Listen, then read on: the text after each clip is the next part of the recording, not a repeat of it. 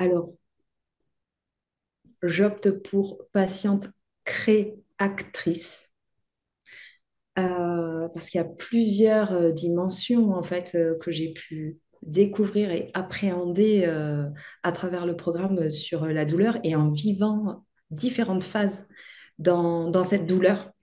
Euh, je dirais que, bon, patiente, évidemment, on part d'une pathologie, hein.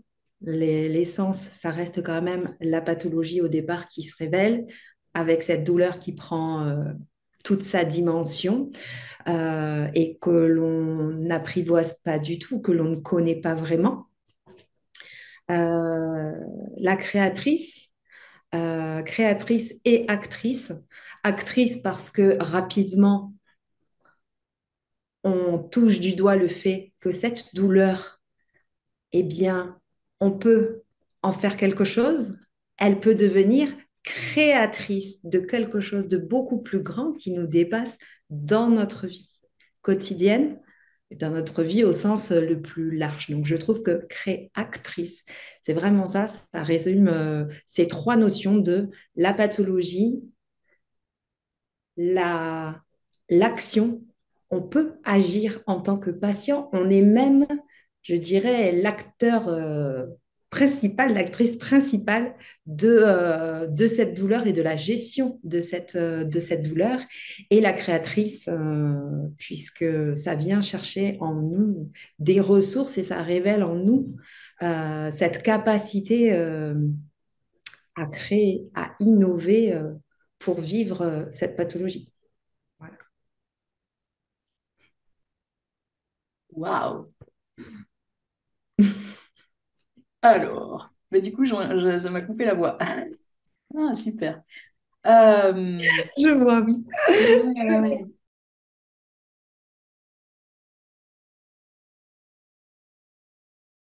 Je ne sais pas si je suis capable de vraiment le catégoriser parce que, il y a vraiment l'idée d'un processus.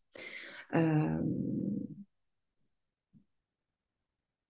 Qu'est-ce qui m'a entravé au départ, en tout cas que j'ai vu comme un élément bloquant, euh,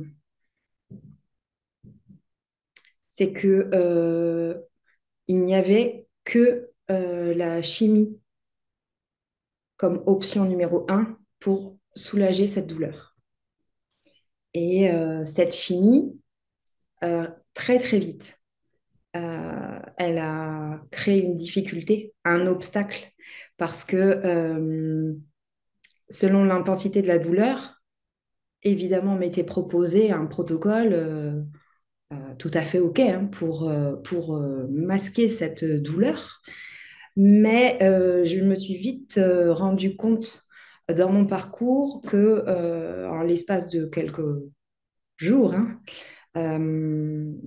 que si je misais tout sur cette chimie, si je me laissais complètement envahir par cette chimie, il y avait comme une déperdition aussi de cette partie créatrice. À ce moment-là, je n'avais pas conscience encore, et j'aurais été incapable de mettre toutes ces notions derrière, mais je me sentais dépossédée de quelque chose.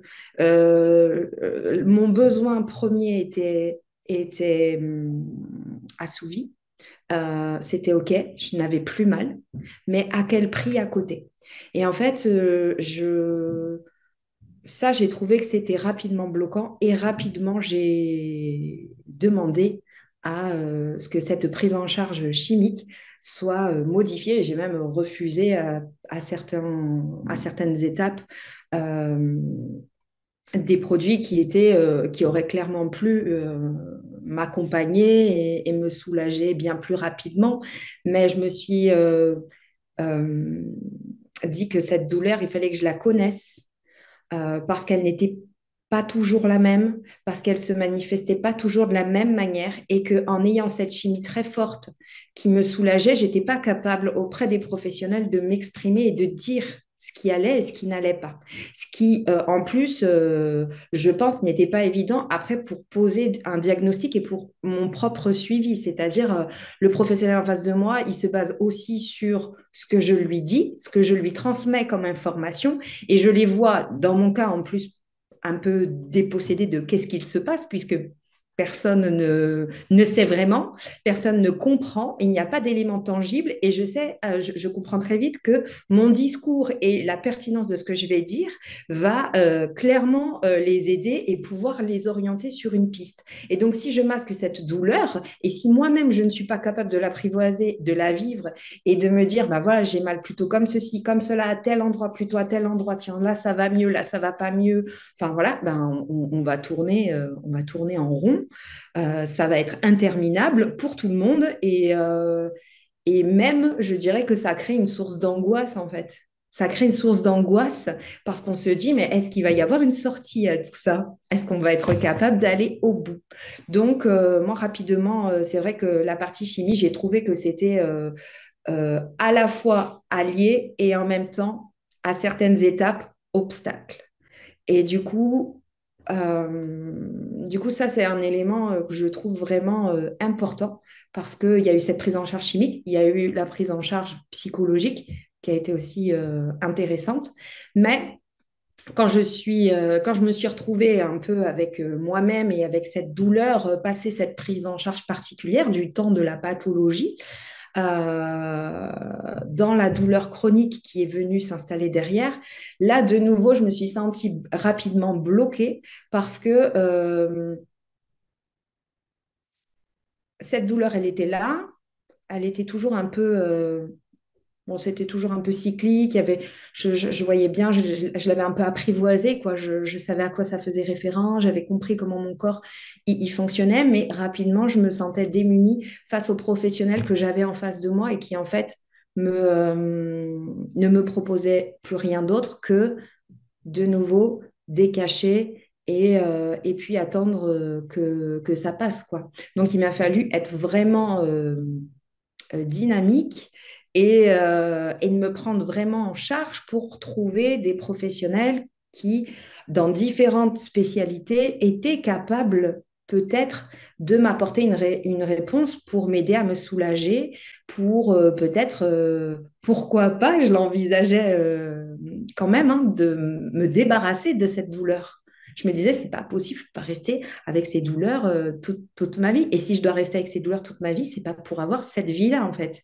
Pour vivre mon quotidien comme ça, c'est pas jouable dans ce sens. Donc, ça, je trouvais que c'était plutôt des obstacles, mais à la fois des opportunités aussi, parce que ça m'a permis de rencontrer pas mal de spécialités. Ça m'a permis de découvrir aussi énormément de choses et de prendre la mesure de la capacité du corps, en fait, à fournir des informations et des informations qui sont précieuses et surtout la capacité du corps aussi à se régénérer et à répondre à partir du moment où on met en place des outils, à partir du moment où on transforme un peu certaines pratiques, certaines approches, même son propre regard, son mental, son système émotionnel. Toute cette appréhension, ça permet rapidement aussi de transformer en fait cette douleur et de la vivre autrement. Donc c'est pour ça que c'est difficile de catégoriser parce que ça, c'est un frein au départ, mais rapidement, en étant acteur et en acceptant de la vivre, la douleur, pas en étant dans le refus à vouloir la masquer en permanence, mais au contraire, la rendre supportable pour mieux l'apprivoiser et même, je peux en témoigner dans mon cas, et même ne quasiment plus vivre cette douleur chronique et découvrir que voilà, ce corps est aussi messager et qu'il y a des professionnels pour y répondre. Il y a des professionnels pour répondre à cela.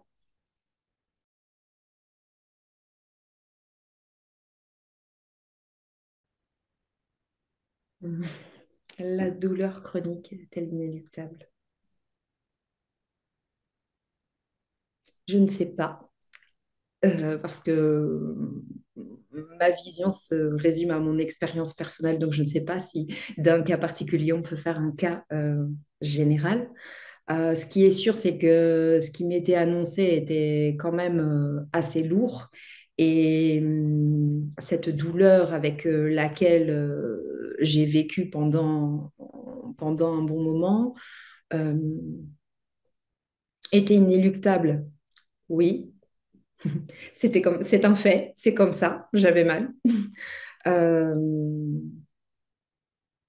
mais je sais aujourd'hui que cette douleur, il est possible de l'apprivoiser, qu'il est possible de l'atténuer, qu'il est même possible de la faire disparaître.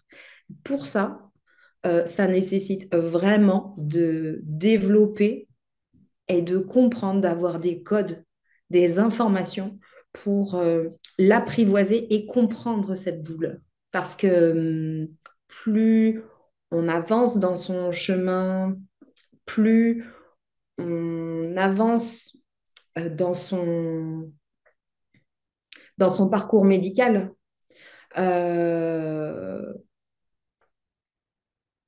plus il y a d'éléments, c'est un peu comme une enquête, hein. C'est un peu comme si on faisait une enquête, hein.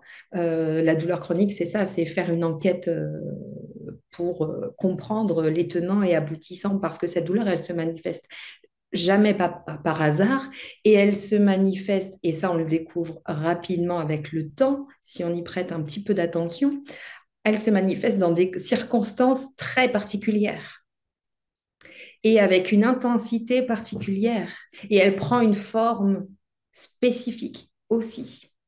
Donc, elle devient alliée, elle peut devenir alliée pour nous faire réaliser et comprendre bien d'autres choses et pour aussi avancer dans son chemin, dans sa vie, pour l'apprivoiser, parce qu'avoir mal toute la journée, tous les jours, c'est pas facile. Donc pour avancer, pour se limiter avec ça, mais aussi dans une dimension un peu plus large, en fait, de presque... ouais, ça a toute une dimension personnelle. Je ne sais pas comment le verbaliser, ça. C'est tellement particulier.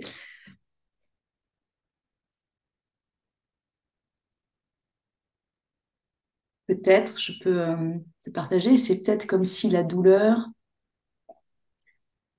était un obstacle qui permet d'apprendre à se connaître et du coup, elle permet d'apprendre à se développer personnellement.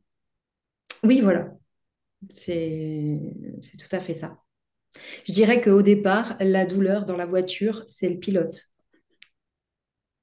C'est celle qui va conduire la voiture. Voilà.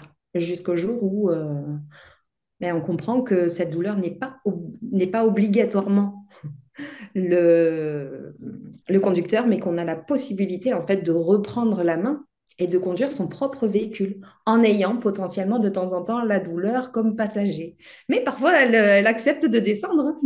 Donc, on peut avoir des grands moments de beaux sas de respiration. Et quand elle revient, on sait, on a ce mécanisme et on sait, tiens, je suis capable de m'observer, d'observer mon environnement, d'observer ce corps, qu'est-ce que ce corps est en train de chercher à me dire, qu'est-ce qu'il révèle. Euh, voilà. Et du coup, bah oui, d'être vraiment pilote de son propre véhicule.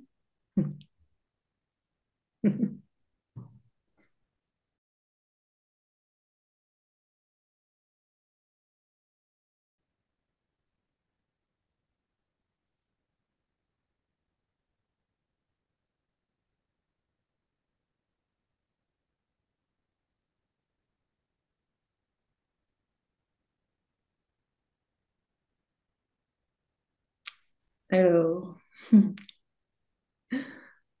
pourrais te dire pas mal de choses. Mais ce sur quoi j'ai envie d'insister, c'est vraiment l'écoute. Parce que le patient, c'est une mine d'informations. Dans sa prise en charge, c'est lui qui vit la pathologie. Et ce que j'ai pu observer, c'est que les professionnels avec qui vraiment il y a eu des bons dans ma prise en charge, il y a eu vraiment de belles avancées, à chaque fois, ce sont des professionnels qui ont été à l'écoute de, mais une véritable écoute de ce que j'ai pu transmettre comme information sur ce qui se passait dans ce corps et sur le fait que je sentais à un instant précis si ça allait vraiment mieux ou si ça n'allait pas. Et il a fallu quand même, dans certains cas, que ça aille très très loin pour que vraiment il y ait une écoute pleine et entière, parce que le patient n'attend pas nécessairement du professionnel qu'il accomplisse le miracle ultime ou qu'il vienne avec une solution toute faite. Évidemment, ça reste un corps humain, ça reste de la médecine. Donc, il y a forcément des facteurs que l'on ne maîtrise pas. Et tout spécialiste que l'on peut rencontrer, voilà, il a sa connaissance, son parcours, ses convictions aussi. C'est OK. Mais son rôle, ça reste aussi de garder cette ouverture d'esprit. Parce qu'une situation qui ne s'est pas présentée, ça n'est pas nécessairement une situation qui n'existe pas. C'est simplement qu'elle n'a jamais été encore vécue par le professionnel de santé et qu'il vit la nouveauté. Et de savoir écouter son patient, c'est savoir aussi parfois reconnaître que, eh bien, oui, on a mis en place tout un tas de protocoles, on a fait comme on avait l'habitude de faire parce qu'on a l'habitude, parce qu'on a déjà vu des choses un peu similaires qui ressemblaient, enfin voilà, mais ça ne veut pas dire qu'on a la solution immédiate. Et ça, moi, dans mon parcours, ça a été fondateur, puisque chaque fois que j'ai eu des professionnels qui m'ont certifié, maîtrisé, ils n'ont rien maîtrisé. Voilà. C'est là où il y a eu le moins de maîtrise finalement. Donc de garder cette ouverture d'esprit et d'être vraiment dans l'écoute et dans l'échange, le patient, il est capable de tout entendre. Il est capable de tout comprendre, même si parfois le raisonnement, évidemment, il faut bien le reconnaître, il peut être perturbé par une dimension émotionnelle trop forte, par un choc, par une violence de la situation qui traverse. Enfin, voilà, ça peut aller très très loin, évidemment. Il y a cette dimension-là, c'est facile avec le recul de le dire, mais de vraiment créer cette relation de confiance et de travailler finalement en partenariat. Le professionnel reste le professionnel, mais le patient reste le conducteur du véhicule. Voilà. Et donc, c'est lui qui peut aussi donner parfois des orientations, des indications qui sont fondatrices pour la suite. Donc, c'est sur toutes les choses qu'il y aurait à dire, je crois que c'est vraiment celle-ci qui est la plus importante. Et la relation de confiance qui se crée entre le professionnel de santé et le patient, elle est fondée ni plus ni moins que sur cette écoute. Parce qu'après, le patient, il peut suivre le professionnel pour des tas de choses et il peut complètement se laisser aller à partir du moment où il sait qu'il a été entendu et il comprend qu'il a été entendu. Après, on s'en remet à ceux qui savent faire.